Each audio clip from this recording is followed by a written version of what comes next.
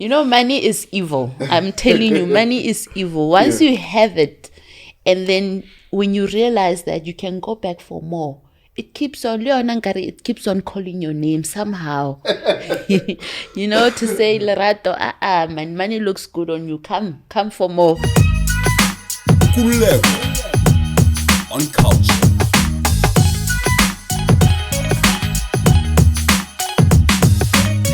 Nkululeko on Cultr. Hello and welcome to yet another episode. Thank you very much for joining us. Thank you for liking, subscribing, and commenting on the content as well. Today is one of those episodes where we'll ask you if at any point you feel uncomfortable, you can stop watching.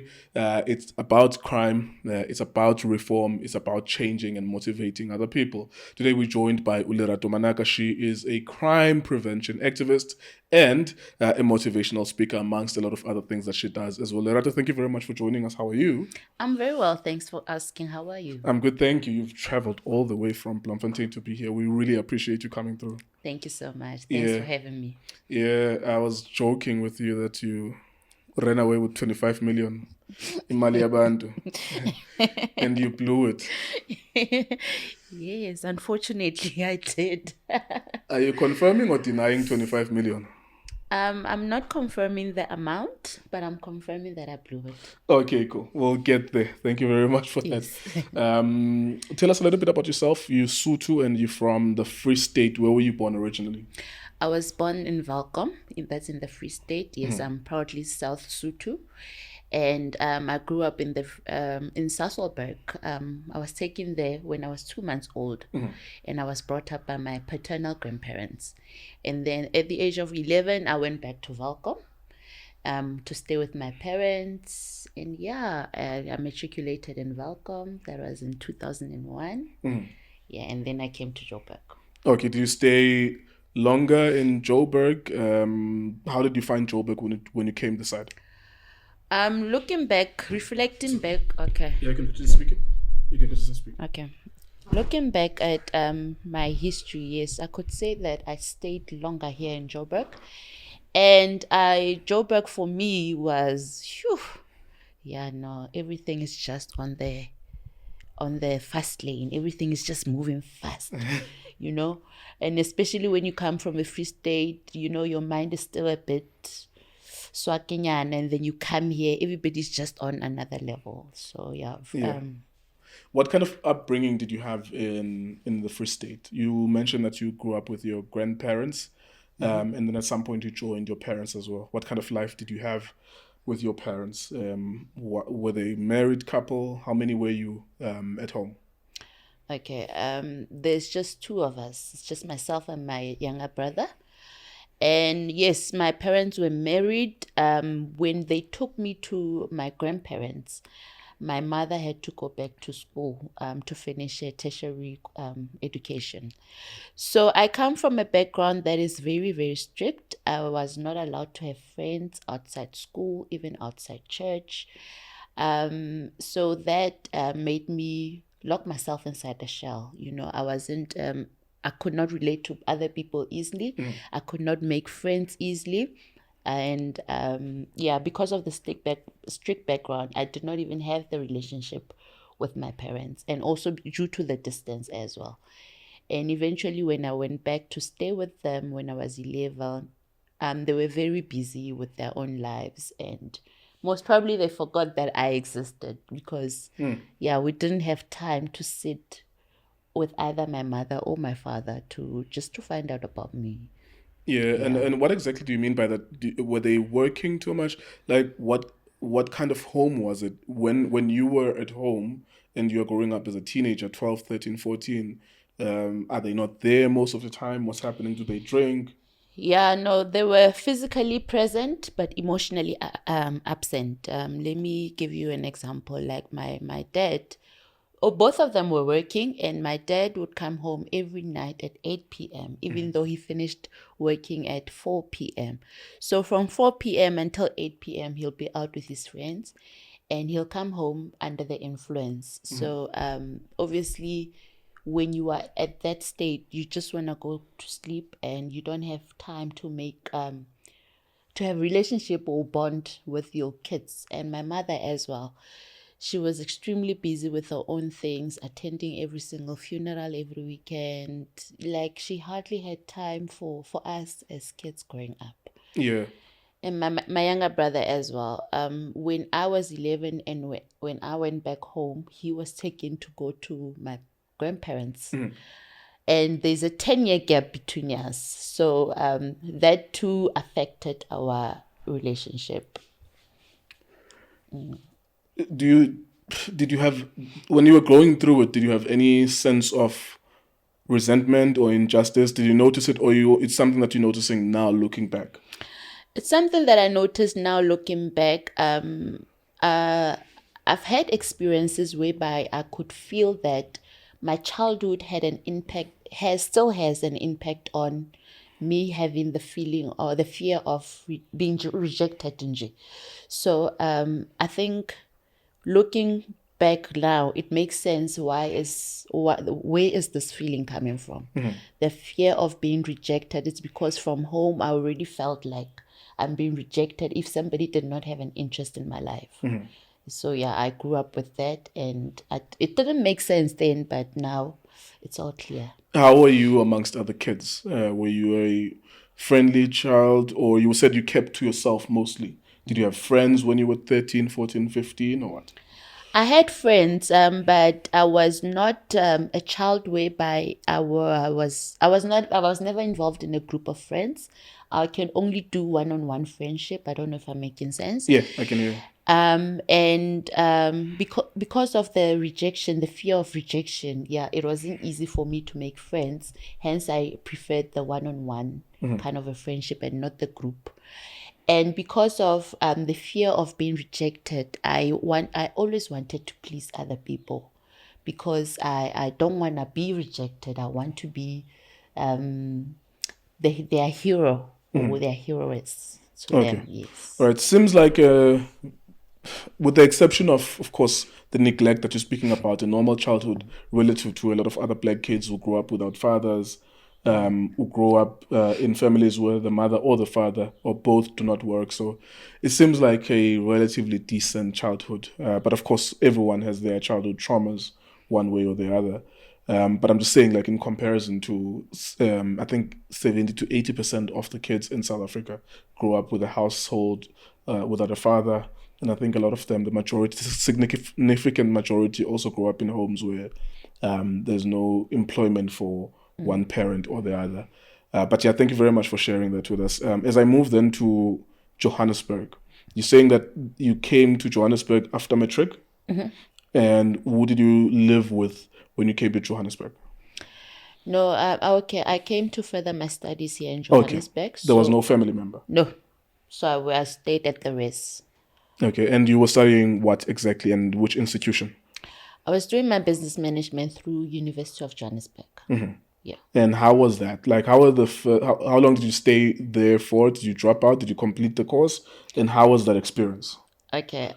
Yes, I completed the course, and I was there for 3 to 4 years. I was staying at the res, and the first year, because I'm still trying to find my feet and all that, adjusting to the environment. Yeah.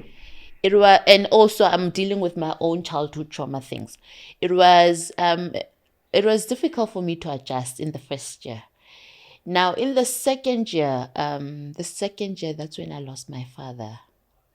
And second year, yeah, things started going crazy on my side, because I'm still trying to adjust to now losing my dad to death. I was only 21, and mind you, I did not have the father and daughter relationship with him, but I still had hope that one day things will work out between him and I, and he could walk me down the aisle one day should I get married. Yeah. And that did not happen. Suddenly he's gone. So yeah, no, that did not sit well with me at all. What were the circumstances? Was it natural causes? You know what? No, it was not natural causes. He was sick, but it was sudden. It was sudden death, I think, in a period of 2 weeks. So when we found out, months later, he had food poisoning. Yeah. So I think they didn't tell me when it happened because I was still a child. Yeah. Yeah. Yeah, sorry to hear that. And you're saying it had a significant impact in your studies on your second year. In what way? What did you do to yourself as a result of losing your father? Okay, not the impact towards my studies as such, Sure. but me adjusting, me trying to accept the situation, the circumstances. Now now I have one parent, and because I could not accept that, I started partying a lot. I started like being a totally different child. And I remember the same year, 6 months later, after the passing of my dad, my mother, what then she did, she introduced me to my stepfather. But not only did she introduce, my stepfather had already moved into my father's house. So that too, that too was too much for me to take in. So I started indulging in alcohol every weekend, partying, smoking, just enjoy doing the wrong things. Yeah, did you confront your mother about that? Like, was there a point where there were words exchanged about the stepfather situation? Yes, when she introduced me to my stepfather, I asked her why could she not wait a bit, because it's still 6 months after the passing of my father. And then she was like, she's still young. She was 49. Well, my dad was 49. She was 5 years, 45 around that time. She's still young. She still has feelings. Look, I'm 21. I don't understand this feelings things. Yeah. And I've just lost my biological dad. So I was not, whatever that she was saying to me did not make sense then.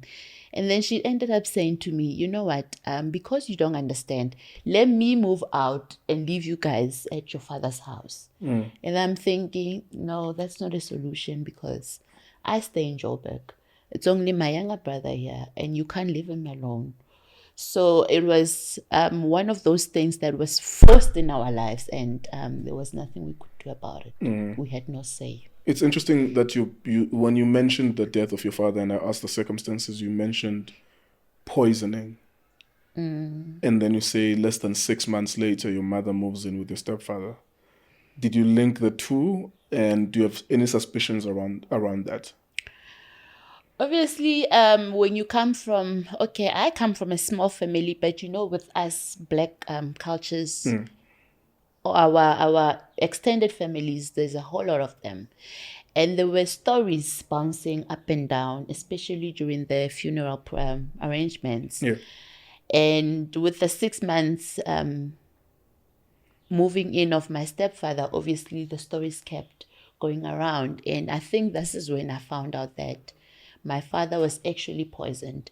You see, yes, there were stories that were linking my mother to the death of my father. But you see, for me, it was impossible to accept that because, my dad passed on in March. In Jan, my father called us to a meeting.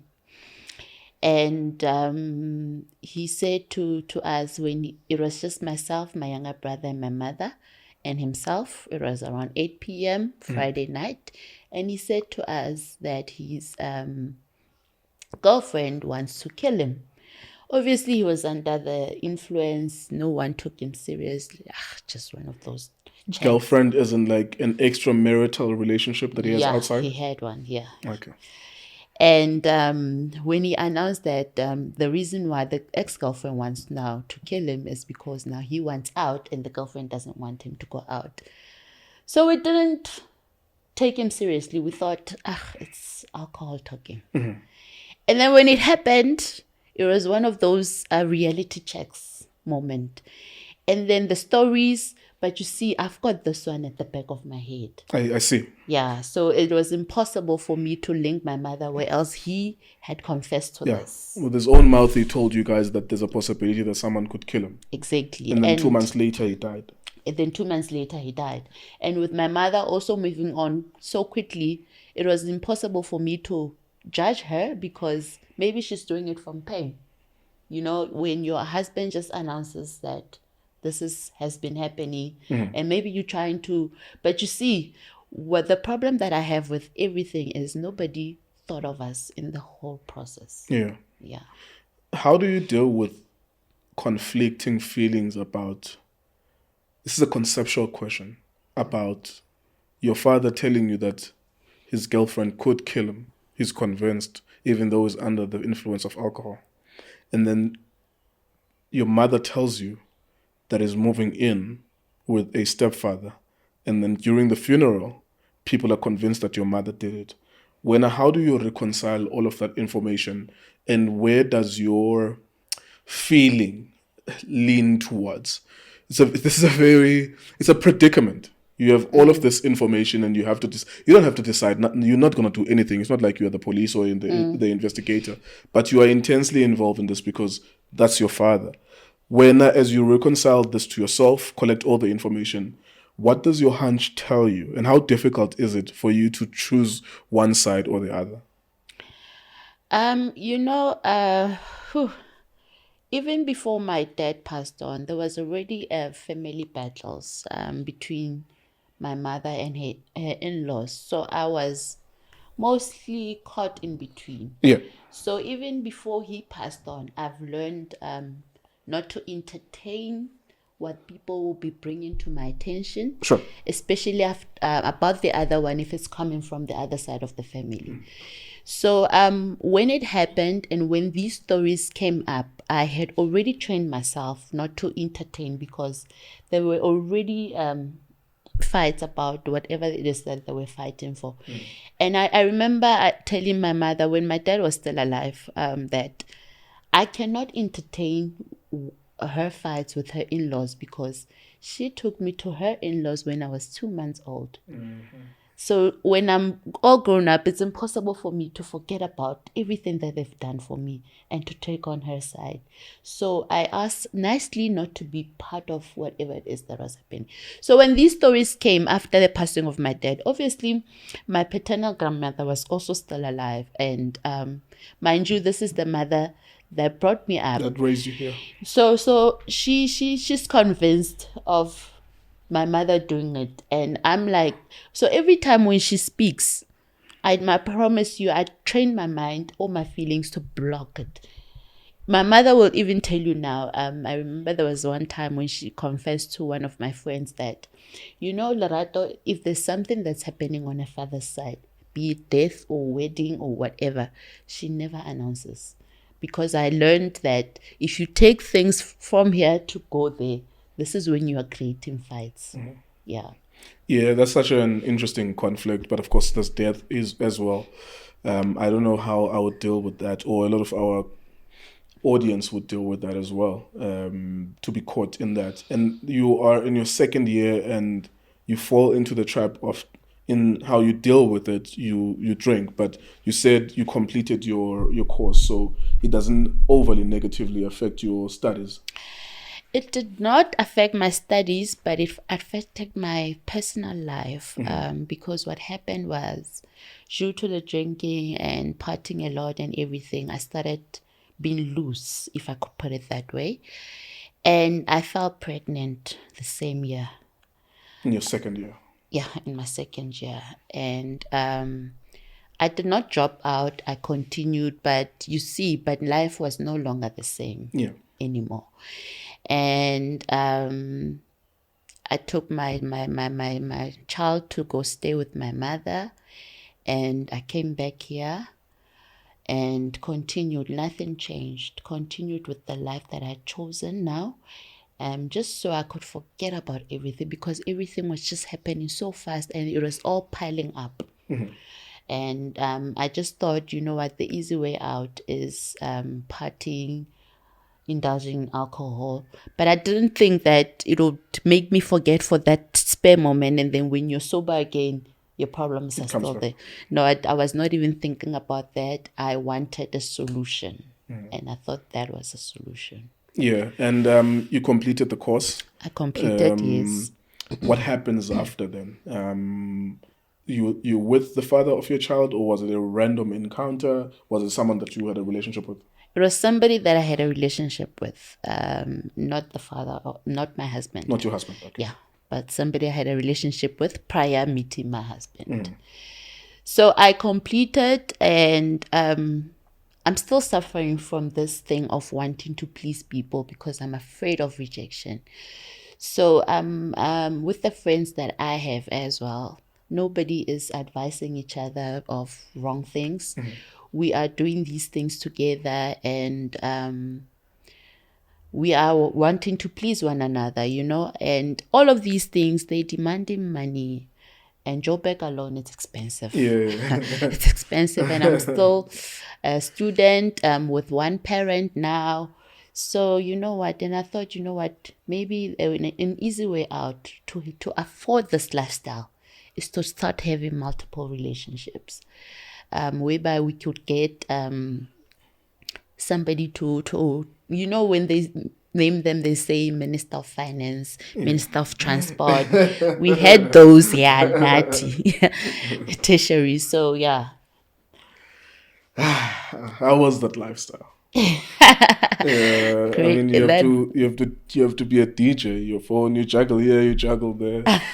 I know. That lifestyle was a bit hectic, especially for a student, because now you have to maintain all these relationships, keep these men happy.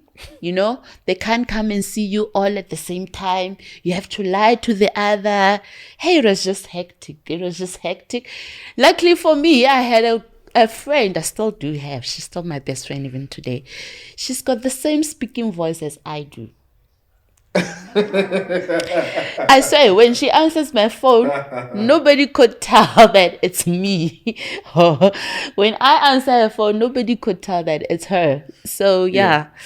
She bailed me out a whole lot of times. So that was some crazy ass lifestyle. What's the most number that you've had? The most number of ministers. At the same time. In your presidency. Your cabinet ministers, how many were there? No, I was not that bad. Don't worry. I can't even keep. I lost count. I don't know. It was that bad that you lost count. 5,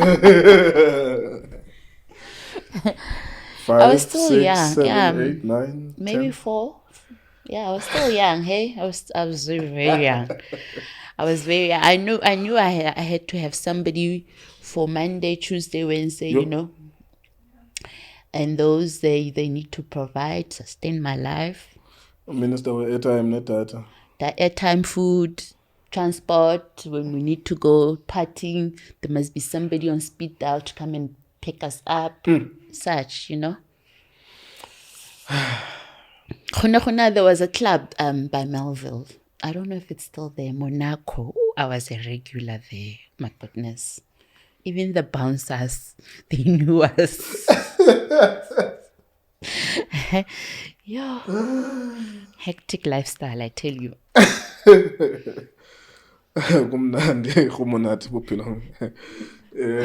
Yeah, all right. At some point, you met your husband. How long after this res lifestyle and obtaining a degree did you meet your husband? Okay.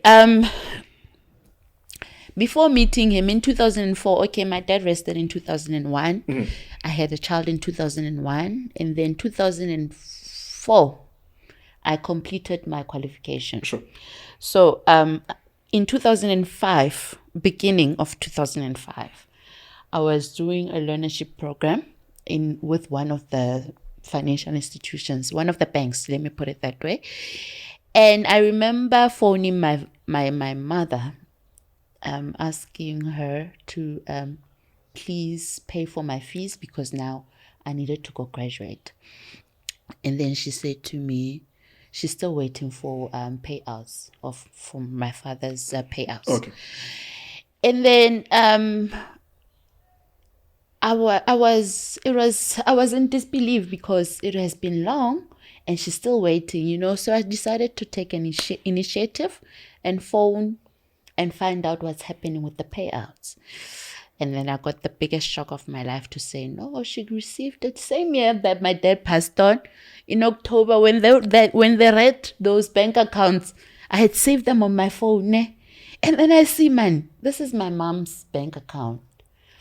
Then I phone her back. okay, you know what? I phoned this so and so, and they confirmed that you received a lump sum of this much this month. Can you just pay for my fees and then so that I can graduate?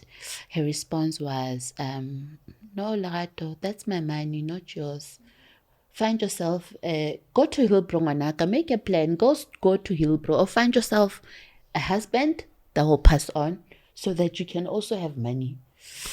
Yeah, no, I remember I was at work. I could not even hold the tears back.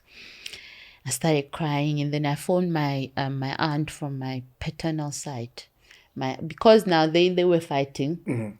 And then my aunt picked up the phone, started yelling at her. It was just a big quarrel between the two families. So eventually, to cut the long story short, my fees were not paid. And this is when I had to make peace with myself, to say, you know what, this woman has cut me off financially as well. So I need to just write it off and find myself a plan. How am I gonna survive Joburg? And I can't even go walk and get my qualification. She denied me the opportunity to go on stage and get my qualification. I said, you know what, it's fine. And in 2007, 2 years later, that's when I met my husband. I met my husband through a mutual friend. That's when I met my husband. We had started off with a long distance relationship first, and then he moved to Joburg. Mm-hmm. When I read up on your story, it seems that there is a link between what you did at your company and your husband. Did you guys work at the same company at some point? Okay, maybe just tell us the story leading up to how did you find the employment at the place that you defrauded? Okay. I was somebody that I was very lucky with job opportunities.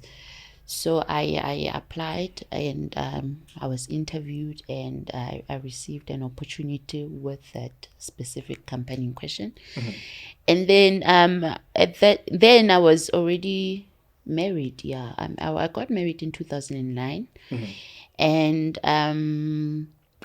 we stayed together, even though I think in 2009, just shortly after the wedding, my husband lost his employment.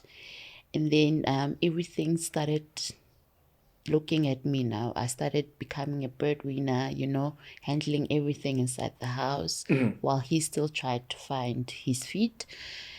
And it became too much. I received the opportunities. I worked, but on his side, there was nothing. 2 years later, in 2011, that's when I was overwhelmed with everything. Now the sheriff is looking to repossess our car, and it's just crazy, And mind you, when I met my husband, he was also the person that drinks. So we would go partying together, and nobody would say that, you know what, let's change our lifestyle because now we can't afford.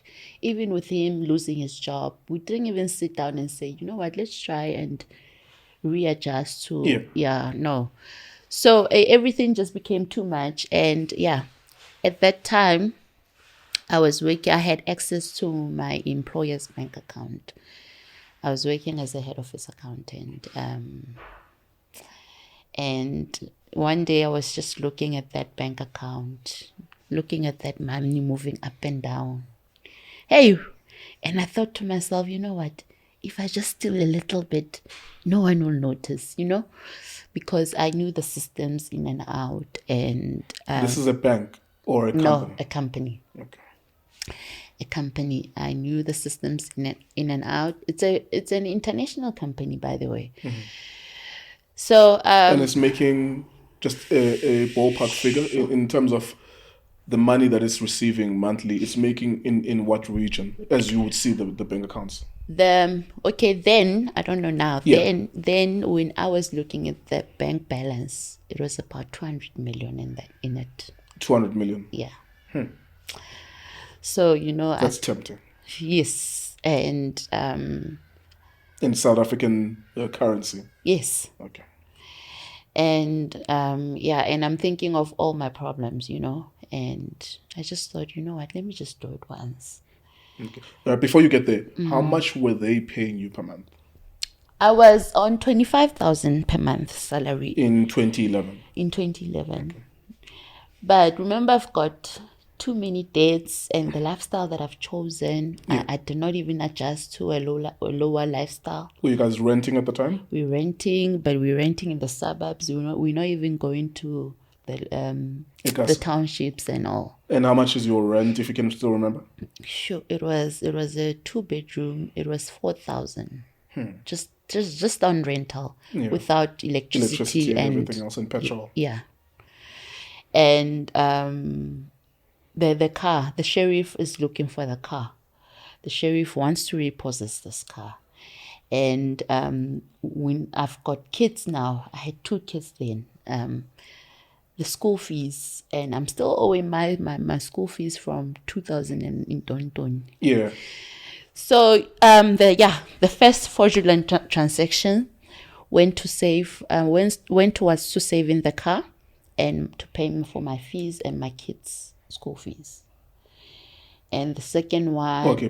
Let's slow down a bit. The first fraudulent transaction is executed how?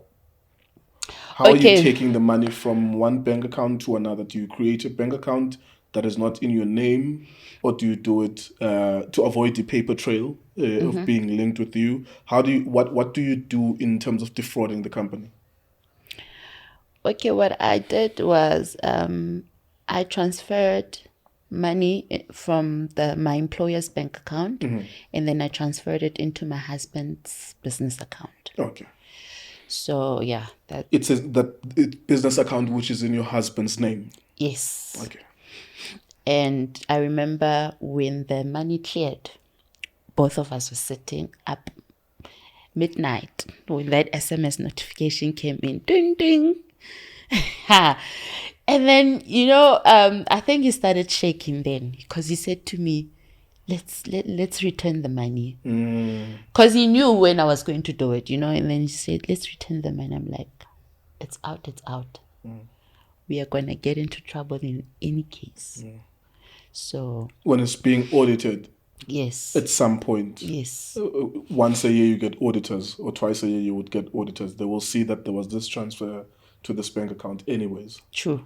What was the accounting process for transferring amounts? Did it not trigger the financial officer, for example, in that company, or would it trigger to you? It's like you were the overseer of that money in the first place, so no one was above you to monitor you.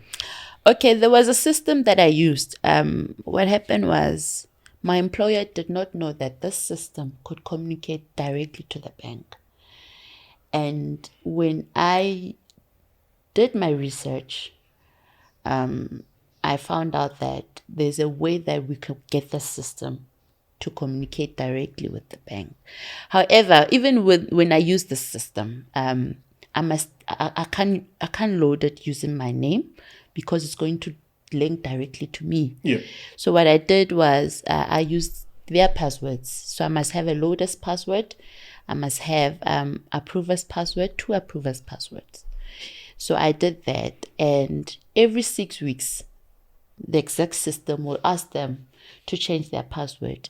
So because I knew the system in and out, I knew their password in any case when they changed it.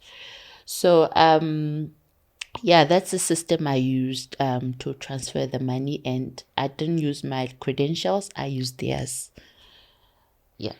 I know you're skeptical about figures. We will try and persuade each other to get to that point. You will deal with the question the way you deal with the question. But the first transaction, was it in the tens of thousands or in the hundreds of thousands? Or you were testing it, so you took maybe 1,000? The first First transaction was 200,000. 200. That's a lot of money.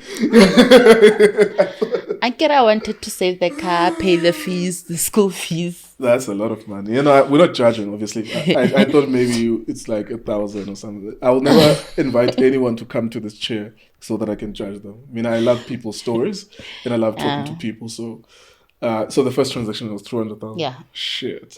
That's a lot of It money. was.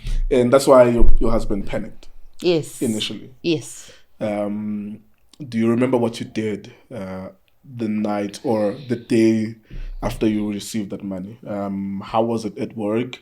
How were you at work? How was your demeanor at work? No, I was fine because remember now I'm confident that they don't know what happened.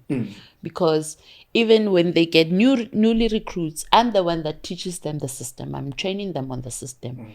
So when I went to work, everything was normal and I tried not to change my lifestyle. We tried not to buy new cars and all because now all eyes will be on me.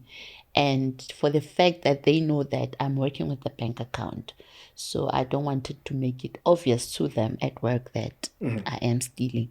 So everything was just normal. However, I looked normal. However, the feelings or the emotions that I was going through at that time, it was, you know what, I wanted to get out of the situation. And I was not thinking of the aftermaths of it or anything. My husband was thinking about the consequences. Yeah. And I was thinking of, I was overwhelmed with debts, all the calls that are coming in. So I refused to think of the consequences from this action. I wanted to get out of this mess as soon as I can. So the 200,000 helps you in what way? You said you could rescue the car? We rescued the car and we paid for my varsity fees that are still owed, and we paid for the kids' school fees. It must have been a beautiful feeling. Yes, Beautiful having feeling. that certificate, holding it for the first time. Yeah. Because all my life I've been saying to the recruiters, no, phone the varsity, they'll confirm, yes, my student number that I completed, I didn't have the certificate to show that I did complete. So getting that call to say, no, you can come and collect that certificate, holding it, it was the best feeling ever. Yeah. A lot of people that do cash in transit heists do them fully understanding the consequences of their actions. You live by the sword, you die by the sword. Someone is going to kill you one day somehow. You do 20 of those in the next 5 years, one way or the other, there will be a shootout and you will die. Some of them don't have a goal of amount in mind. Even a lot of people that are making money now, whether they're celebrities or cabinet ministers, they do the things that they do, accumulating money, but they don't have a goal amount in mind. I have a goal amount in mind with everything that I'm doing. I know that somewhere between 10 and 20 million, I am never going to work again. I am never going to do any appearance, any interview, nothing. I'm done. That's the amount of money for me.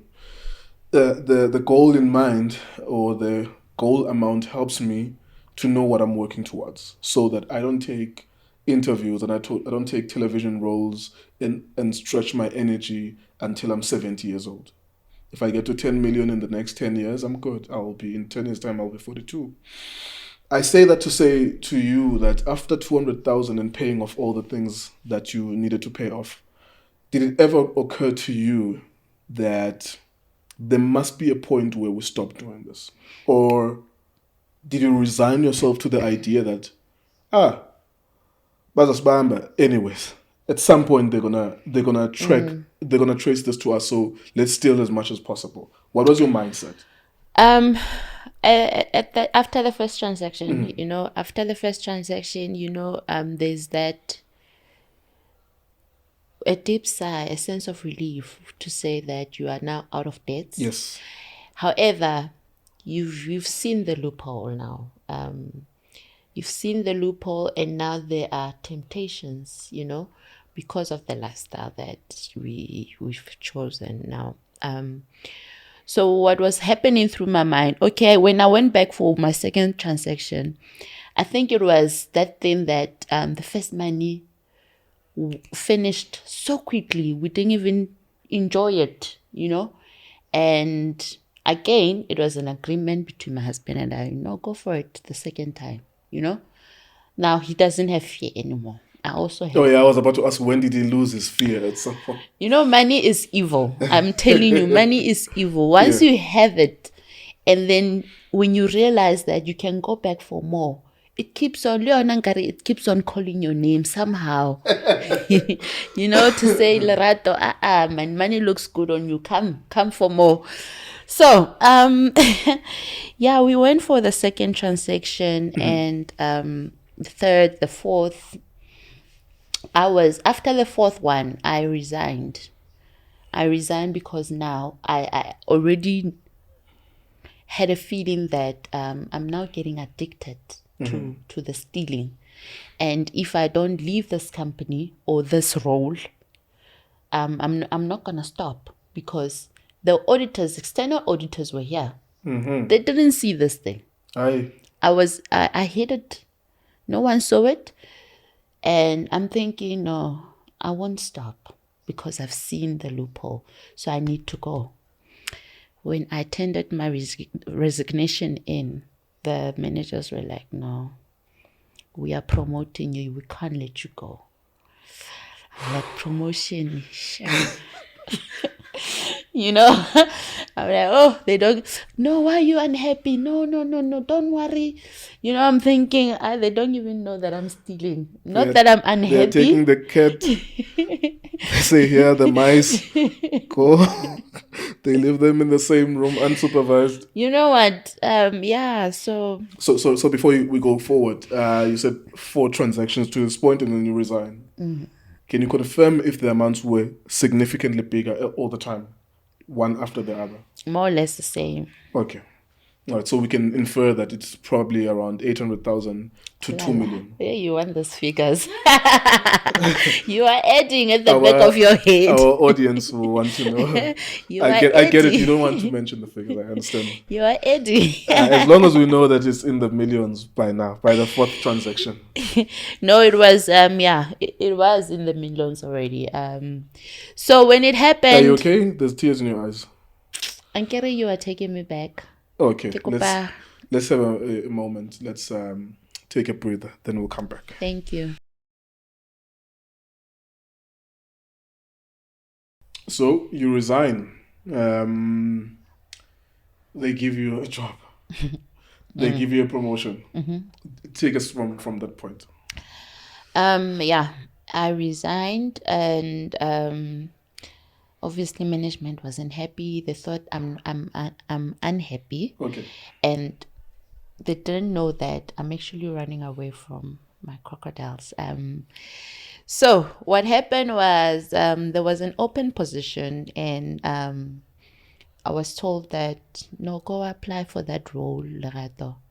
It's a senior position to my position, and I didn't want to apply. I wanted to go, and Will it take you away from the access to the accounts?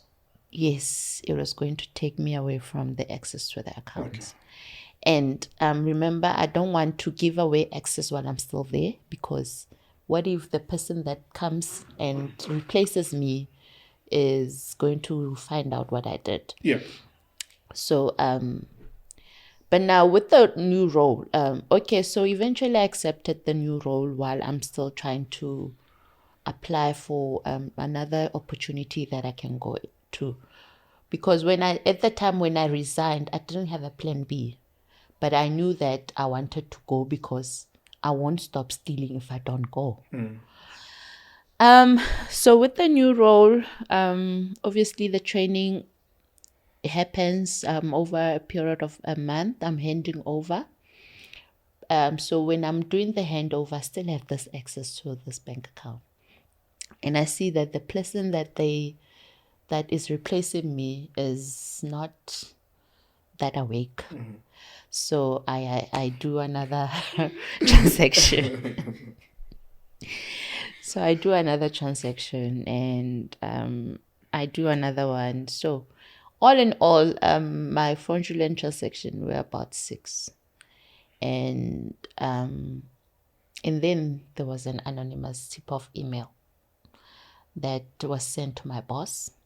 Then one morning I came in the parking lot. Here's my boss telling me, Lerato, there's a tip-off anonymous email that came through. Somebody saying that you have opened a bank account with the company's name and you are transferring money into that account. Okay, I knew that version wasn't correct, but I'm scared now because if they start conducting investigations, they're going to see that indeed I am stealing. And I'm trying to pull a stronger face. I don't want to panic. I'm thinking, there's no such. Yeah, no, don't worry. This is him respond. Don't worry. Even if they search, they investigate, they won't find nothing on you. You are fine. I'm like, yeah, no, I'm not stealing. So they can go ahead. At that time, I'm panicking a lot. Even though I'm not trying to show it. Yes, you're about to start your work day. Yes, it's very early in the morning. Yeah, no? It was a very long day that day. Yeah. And you see the movements, you see investigation officers coming in one by one during the day. And you are like, yeah, no, they're getting closer. And I think about a week later, maybe this is when now I'm the suspect now. And this is when now my manager doesn't want me to stay after hours anymore. She wants me to go home and knock off. And then she stays to check, to keep an eye on me. And then I think at that time I could already sense that, no, they have something on me. And my manager was the type of a person that could not pretend. So I could also see that she's not warm towards me anymore. Yeah. So I already knew that, no, they have something on me. 2 months later, I was called in. I was interrogated in the boardroom for 8 hours long. Is it investigators, law enforcement interrogating you, or the company? Law enforcement. Okay. And yeah, at that time when they asked me, there's money that's been moved, going there, I kept saying, I don't know. And they were insisting, who are you working with? There's no one. There's no way you can do this alone. You need somebody from the IT to work with because of the passwords that are changing. Yeah. Kept saying, no one. I don't know what you guys are talking about. I'm not stealing from the company. I kept denying. Said, phone your husband to come in. I'm like, I text my husband, they want you to come in, don't come. Just now they arrest you for trespassing. Now our mind are all over, And then the investigation officer was like, come to the police station tomorrow with your husband to hand yourselves in. I said, okay, we'll do that. Eventually, when they let me go, and then I went home. The next day, we went in, we handed ourselves in, and we were released with bail. Mm-hmm. And the court... No thoughts of you escaping with perhaps with the sum of money that you have? At that time, no, it did not cross our mind at that time. You have two kids. Yes, I had 2 kids. At that time, I had hope that they don't have anything on me, because remember, it's not my name on those papers. It's not my name that says I did it. They must prove that I did it. Mm-hmm. So at that time, I'm living with that hope that no, they have nothing on me. The only thing that they have, it's the bank accounts. Bank statements that are showing money was received from this company. That's the only thing. So the court trial took for a period of 5 years. And in the process, I had another baby. So I remember 2017, June, when I was charged guilty. That's when the thought of running away came. 5 years later. I'm like thinking, I still have my passports and everything, I can just... But I was telling a friend of mine this thing, that that I'm thinking of escaping, running away. And then my friend just said to me, no, Lerato, show up. It's going to be over eventually. That was great advice. Yeah. I still tell her even today that, you know what, you gave me the best advice ever. And yeah, so I showed up. And you know what she actually said was, it's a temporary assignment that you're going in there for a short while. It'll be over soon. But, the thought of leaving your kids, it was not the easiest thing ever. Yeah. And from June until November, knowing that any day you are going in, it's like, when you are dying, you don't know that you are dying today. But somehow people, they say that, no, he knew that he was dying. He kept on giving us the signs. So it was that I was going through that I'm going away. So everything that I do, I must do it with the mind at the back of my head, having that mindset that I'll be gone. Can you take us through the trial? It was 5 years, which was significantly long. Right. You spent the majority of it outside on bail. Yeah. What happened in there? What was your plea? What evidence did they have against you? What were the mitigating circumstances for you to get a shorter sentence? And what was the sentence? Just take us through the trial. Or what evidence did they have against you? Did your husband turn against you? Who were their witnesses? Who gave them the tip off as an anonymous email?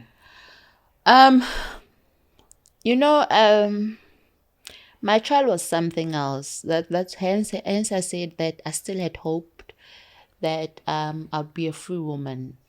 Because the state only called in 2 witnesses. One witness was saying that I did it.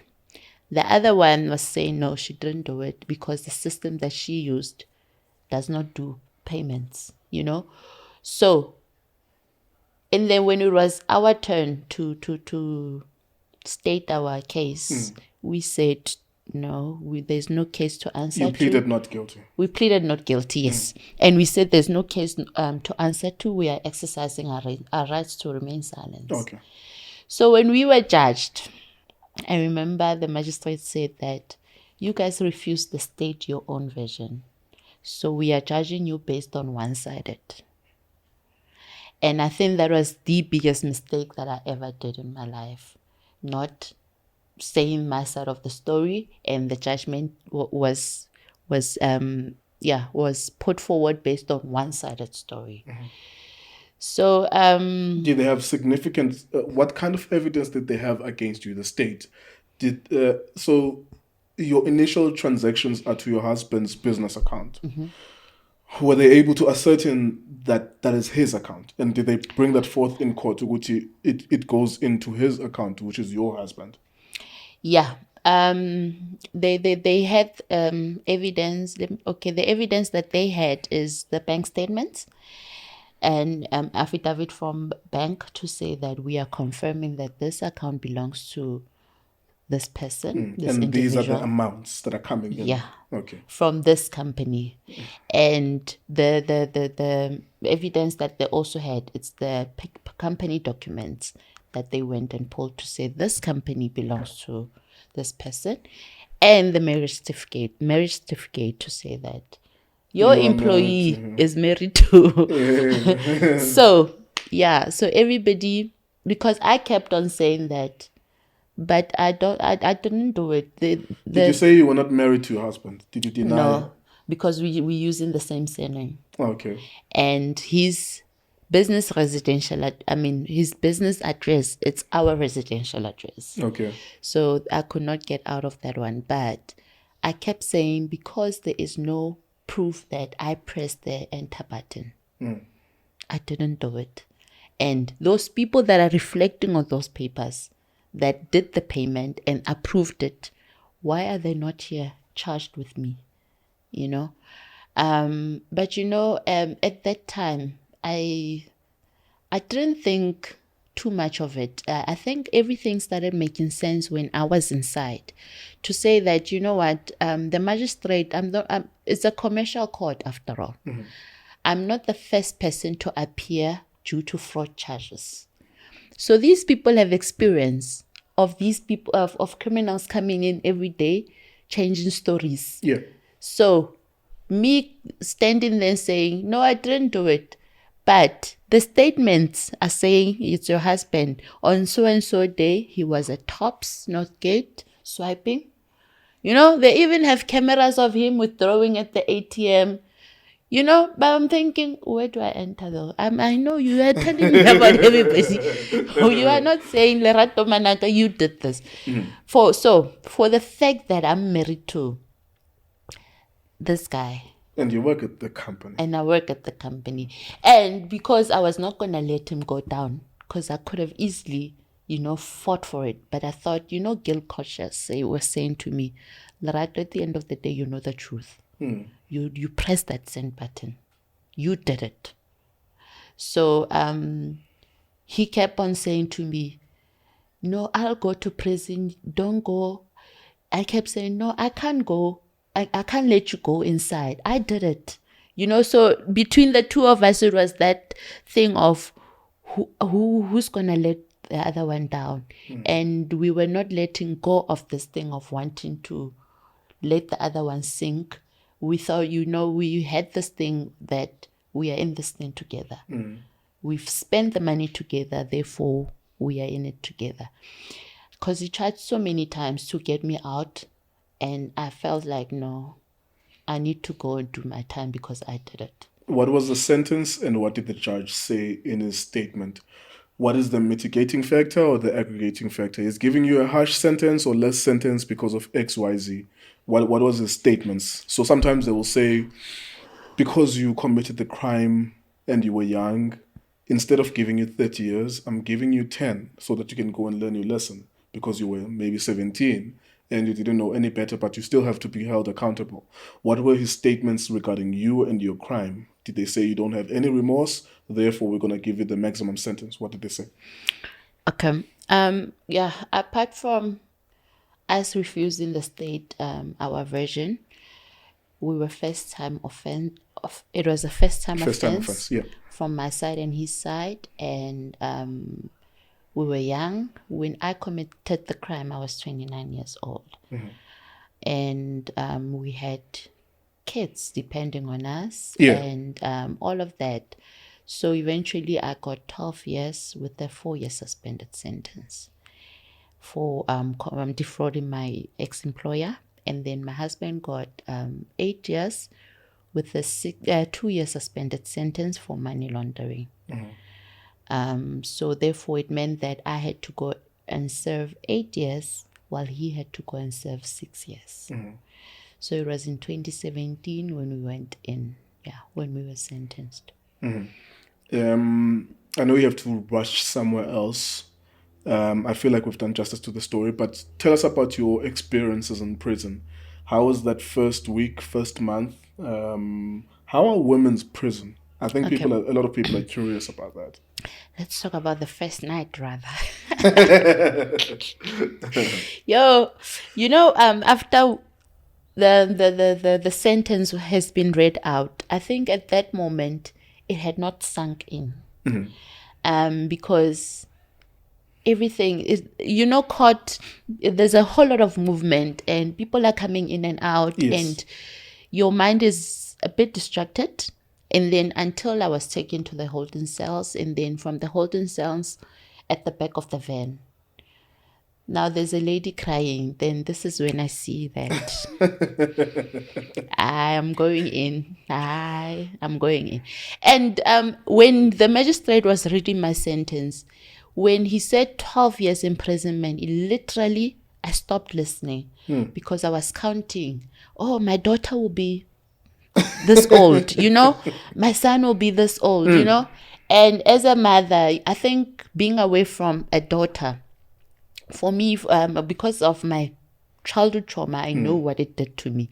So it was very, very stressful to me that I won't be there, especially when you said 12 years. When I went inside, okay, they had reception. The correctional officer is writing my prison card now. She's writing the 8 years. I'm like, no, mama, you are making a mistake. I'm sentenced 12 years. Like, no, read the paper. Your sentence remarks says 4 years 4 years suspended. I did not even hear that. And then I stopped listening to her too. I started counting.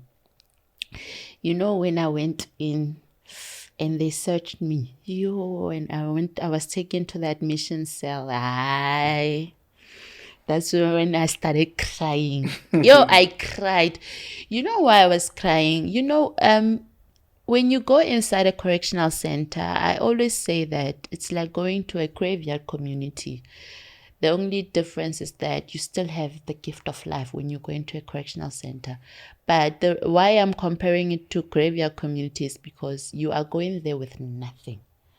Material thing you leave behind, your kids, everything you leave behind. Your only thing that you take in there is your soul. So you don't even have access to the outside world. I don't think you have access to the outside world. And the Amapanditi have got a plan, shame. First night, they borrowed me my iPhone. You wanna phone your parents? Already people are selling me sheets, blankets. You can see this thing has correctional logo. They're like, no. You can buy. I'm like, no, but I didn't come in with money. No, it's fine. Weekend you're going to visit us. And here inside we don't use money. The currency that we are using is cigarettes. So it's 2 boxes. I'm thinking, Mara 2 boxes gain, 20. 20 say 2. Okay. Yeah. So a box, the value was 40 rands. So So you can call someone, your people, to bring cigarettes and they'll be allowed? Yes. Oh, okay. Actually, they buy from the outside shop. Oh, okay. Yeah. But so they are cigarettes allowed. They're not going to be allowed. searched, but it's illegal. No, It's cigarettes contraband. are allowed. Okay. The only thing that's not allowed, that is that is unauthorized, it's cell phones, your dachas, your what. I can imagine. Yeah, but cigarette is allowed. Cigarette is the currency. So to answer your question about the environment, female prisons are more chilled, if I can put it that way. There are no gangsterism inside. There is no it's just females, man. We are 41, 42 in a cell. You must just learn 41 other characters. You must tolerate each other. You must, women are a bit noisy. So when you go in there with that mindset of knowing female, what a female is like, you will survive just about everything. I was also, so I had that street thing in me. And one, I'd say 1 bag. Because remember, at that time, I don't want to be here. I want to go home. So I'm not going to be bullied by another female, So I'm going to take that character out, Lindauri. So I didn't want to be there, but I was there. At 2 p.m., when they lock us in, everybody's changing into pajamas because it's nighttime for them. And I'd stay in my uniform until 10 p.m. 10 p.m. it's lights off, because I had that little bit of hope to say that door will be opened one day, and then they will say go home. I was very rebellious for 6 months. I was very stubborn. I didn't want to do anything. I was always in the office because I'm fighting. I'm arguing a lot. And until another woman said to me, she's my present mother, she said to me, Lerato, if you want to change if you want to go home on time, change your ways, because you are constantly going to the office. It's going to affect your parole. Yeah, red pen, And then I thought about that, and then I took her advice, and then I started changing my life. So I started taking this whole experience as a learning experience for me. And I thought, okay, Lerato, why are you here? You are at a correctional center for a reason. This is not prison. You are not here to be punished, Lerato. Get that through your head. You are at a correctional center to correct your mistake. You've done wrong. You are here to pay your debts to the society. This is when I started taking accountability for my actions. This is when I started confessing with my mouth to say, I did it. Because remember, throughout the 5 years trial, I kept saying no. Not guilty. So I thought of it, who am I fooling? Because I'm never gonna learn if I keep on fooling myself or whoever that's listening to me. Then I started taking in lessons, everyday lessons such as time management. When they say that course starts at 9, it means it's 9. That gate opens once, 9. When they say your shower time is at 3 a.m., you have to wake up at 3. Otherwise, you won't get that slot again. So when I got them, my first shower slot was at 12 midnight. Imagine you must sleep at 10. But why? No, there's 42 of us. And also, there's like a schedule. There's a go schedule. at once. But shit, man, 12 midnight. You remember that when they open that cell at 7 a.m., you must be clean, your space must be clean. Yeah, you won't get another opportunity to do it. No. Okay. So either you go shower and you go back to sleep. Or you don't shower at all. Exactly. So imagine if your shower time is at 3. You are not going back to sleep. It's impossible. So, There's no alarm clock to wake you up at 3. There's no alarm to wake you up at 3. No, we are waking each other up. Okay. When one finishes, you go look at the rooster to say who's next. Yeah. You must wake up that person. But what I'm saying is, if I refuse to wake up, then it means the shower queue is affected. Absolutely. Because the next person won't know when I see what you're saying. when to go. So such lessons, and also lessons such as patience, because outside I was very impatient. I could not even stand and queue for a white loaf of bread, Yeah. I mean a loaf of bread, sorry. And go inside, you are forced to stand in a queue for your spoon of sugar. So such lessons, I took them in. The one lesson that stood out for me, it's the impact of my crime. There are rehabilitation programs that they're offering us inside. And I did one, it's called economic crime. So this is when I understood the impact of my crime, what my crime did. Not only did I affect my employer. Yes, I affected my employer a lot because they suffered financial losses due to my doings, and they had to retrench people. And one of the people that they retrenched was a breadwinner. So that person cannot now provide for their families because of And I understood the impact on our economy, that as a taxpayer, your contributions are affected by me. I'm sitting there at the correctional center being fed. Portion of your tax contributions are feeding me. So all of that I understood when I was inside. So that's when I took the decision to say that, when I come out here, I need to go and educate people about the impacts of crime, what crime can do. And crime can also have a psychological impact to our families as well. The trauma that my kids went through, my parents, my in-laws, and everybody, my friends, the stigma as well. Upon release, we are carrying the stigma around of incarceration as well. How to get employment as well. Exactly, because now after after serving my time, I must still wait 10 years for the criminal record before it could clear. Or at some point it can be expunged, like it won't exist next to your name. Yeah, but this is now then 10 years later. 10 years later. But there is a point at some point in your life where it won't appear on the records that you were. Yes. Okay, that's at least a positive. Yes. I'm aware that I'm stealing a lot of your time. Can you just wrap up perhaps with what you're currently doing now? I understand that you are leading your own organization, Mamudiehi. Please tell us about that. Okay, Mudie Mongale Foundation is a non-profit organization that's addressing socioeconomic issues that are affecting offenders, parolees, ex-offenders. We are trying to break the cycle of reoffending amongst ex-offenders. Remember when these people, when they are released, it's easy for them to re-offend and they go back. Simply because the community is not receiving them well, they are not accepting them, they are not giving them second chances. There's no spirit of forgiveness within our communities. So we're trying to break that stigma of incarceration. What are you doing practically? So do you have classes? Where are you based as well? Or you trying to work with correctional institutions? What is the day-to-day or week-to-week work that your organization does? Okay. We have reps across 4 provinces: Free State, Gauteng, KZN, and Northwest. So what we do is every day we've got a legal desk whereby we are assisting for free legal advices to our members.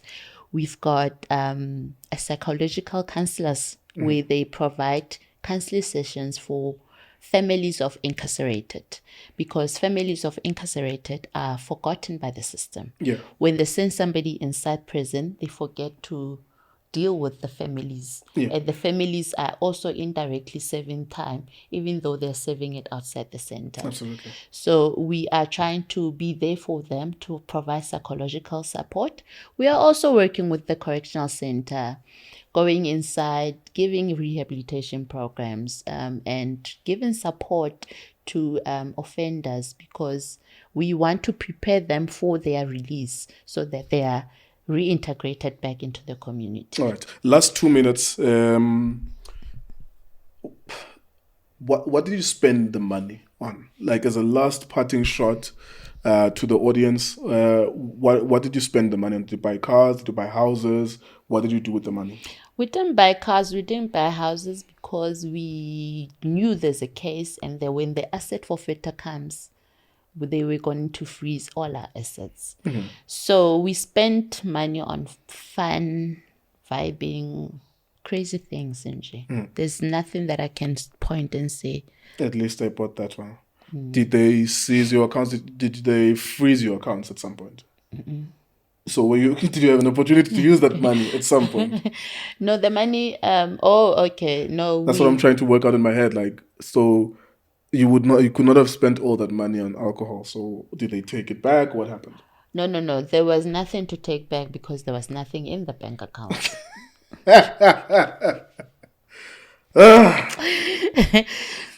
Yeah. Let's leave it there without you incriminating yourself. At the very least, you've pled guilty after the fact, and you've taken responsibility. Lerato Manaka, thank you very much for your time. Thank you so much for having me. Boom. Thank you very much for watching us, guys. Thank you, Cultr, as always, for the great work you do. You do all the time. And thank you very much for everyone who's here at this point, at the end of the conversation. Thank you for watching.